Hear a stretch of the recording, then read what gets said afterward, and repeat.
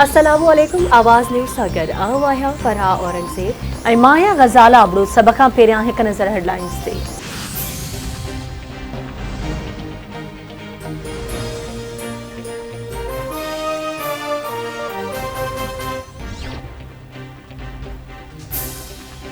सिंध जे मुख़्तलिफ़ शहरनि में किथे तेज़ त किथे हल्की बरसात जो सिलसिलो जारी। लखें मुतासिरनि जा अहंज वधी विया।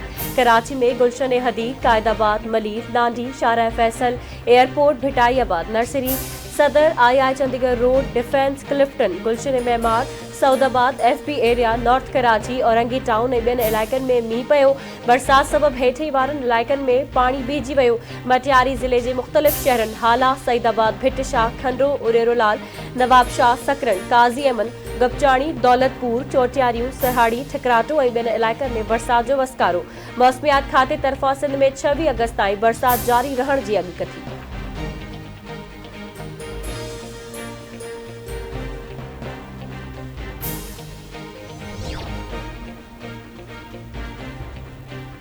सिंध में तूफ़ानी बरसात ऐं ॿोॾि हज़ारें घर उजाड़े छॾिया। घर किरण, बरसाती पाणी में बुॾण ऐं करंट जे वाक़िअनि में अॼोके ॾींहं में वधीक 3 ॿारड़ा फौत।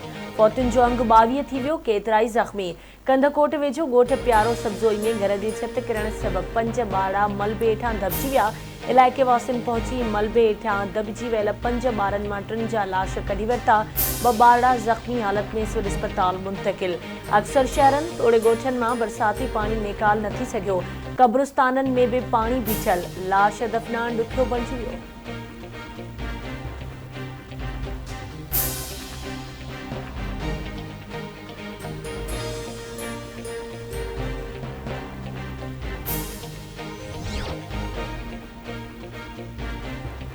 गुड्डू बैराज वटि पाणी जे वहिकरनि में तेज़ी सां वाध खां पोइ हिकु भेरो ॿीहर लाथ शुरू। गुड्डू बैराज वटि वॾी ॿोॾि बरक़रार, वधीक केतिराई ॻोठ पाणी हेठि अची विया। गुड्डू बैराज वटि पाणी जो मथां वहिकरो 5,46,978 क्यूसिक रिकॉर्ड।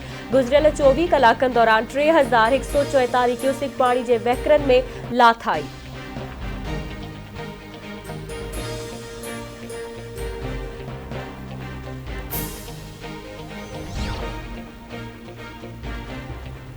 सिंध में अॼु ऐं 25 अगस्त ते तालीमी इदारा बंदि रहंदा। तालीम खाते मूजिबि बरसातुनि सबबि अॼु ऐं ख़मीस ते सॼे सूबे में स्कूल ऐं कॉलेज बंदि रहंदा। मटियारी ज़िले में तालीमी इदारा अॼु खां 27 अगस्त ताईं बंदि रहंदा। नोटिफिकेशन जारी।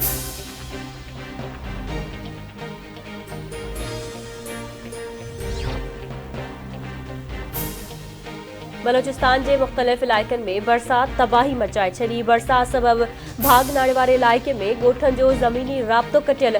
केतिराई ॻोठ पाणी हेठि अची विया। केतिराई कचा घर ड्रही पट। मुतासिर खुलियल आसमान हेठि बेयारो मददगार वेठल।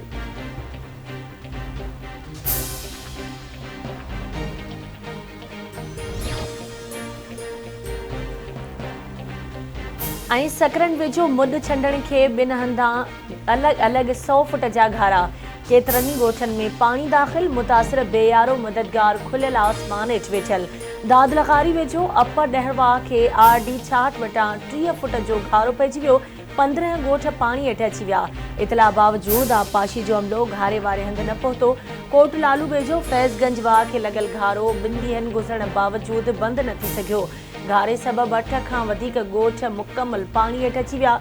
वधीक ॻोठ ॿुॾण जो ख़दशो।